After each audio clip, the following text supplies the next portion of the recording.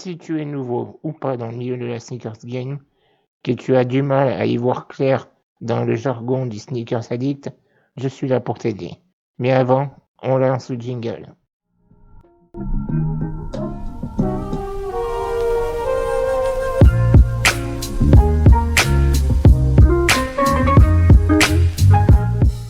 Hello la Sneakers Family, j'espère que vous allez tous très bien. Je suis très content de vous retrouver. Alors aujourd'hui, je suis là pour aider certains d'entre vous qui sont nouveaux ou pas dans le milieu du sneakers game. Aujourd'hui, je vais t'aider à y voir plus clair dans le langage du sneakers addict. Je me suis fait une petite liste avec une quarantaine de mots que j'ai classés par ordre alphabétique, que je vais tout de suite voir avec toi et t'aider à y voir plus clair, et après tu verras, tu vas nager comme un poisson dans l'eau. Allez, c'est parti, on commence tout de suite. On commence avec le premier mot, et il n'en est pas des moindres, car il fait grincer les dents à beaucoup de sneakers addicts, dont moi. Ce mot, c'est le mot bot. C'est un petit robot qui te permet de faciliter tes achats sur les produits rares et limités. Je te cache pas, ça casse vraiment les mais je vais pas m'attarder sur le sujet. Si tu veux que je fasse une vidéo spéciale dédiée aux bots, dis-moi dans les commentaires, je le ferai avec plaisir.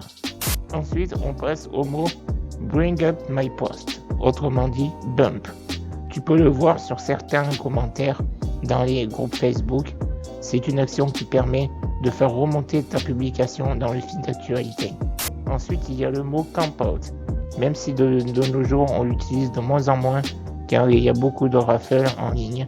C'est le fait de camper devant un shop, une boutique et attendre la sortie d'une paire très convoitée. On continue avec un mot qu'on voit très souvent sur les posts Facebook, c'est le mot cop. Cela signifie que tu as réussi à acheter une paire. Par exemple, j'ai cop la Jordan 1 Bread. Pareil, dans certains posts Facebook, tu peux voir la phrase cop or drop. Cela signifie qu'un membre demande aux autres membres s'ils comptent acheter la paire ou la laisser passer. Ensuite, tu peux voir également très souvent le mot DS. C'est un acronyme du mot dead stock qui veut dire que la paire n'a jamais été portée. Il y a également l'acronyme DSWT qui veut dire dead stock with tags qui permet de dire que la paire n'a jamais été portée mais qu'il y a également son étiquette.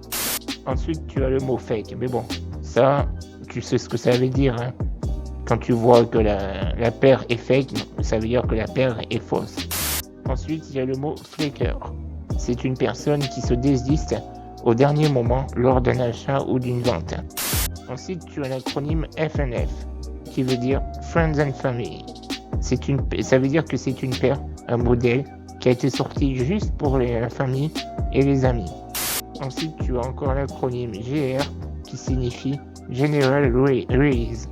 Cela signifie que la paire va être dispo un peu partout dans les différentes enseignes, donc facile à cop. Il y a aussi GS qui veut dire General Sizing.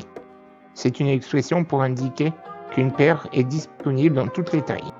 Ensuite, tu as très souvent le mot legit qui ressort dans les conversations. Tu as beaucoup de gens qui demandent est-ce que cette paire est légit, est-ce qu'elle n'est pas légit. C'est une expression qui est généralement utilisée pour demander si la paire est authentique. Ensuite, tu as l'acronyme LC qui veut dire Legit Check. Cela signifie qu'un membre d'un groupe demande aux autres membres de vérifier via les photos si la paire est authentique. Ensuite, tu as l'acronyme LPU, Last Pickup, qui veut dire en anglais dernière acquisition. Tu peux voir également sur certains posts Facebook la lettre L. Par exemple, quand tu vois certaines phrases, j'ai eu que des L, je reçois que des L, je suis abonné au L. Cela signifie que tu n'as pas réussi à cop une paire rare. Il y a également le mot meetup. Cela signifie une personne qui achète une paire et qui rencontre le vendeur physiquement pour faire la transaction. Ensuite, tu as l'expression OG qui est souvent utilisée lors de la première édition d'une paire de sneakers. Ensuite, tu as le mot outlet. Cela signifie que c'est un magasin d'usine, par exemple les Nike Factory, les Adidas Factory, etc. Ensuite, tu as le mot raffle, que tu vois beaucoup sur les réseaux sociaux, sur les sites des revendeurs, etc. Cela signifie un tirage au sort organisé pour la sortie d'une sneakers très limitée.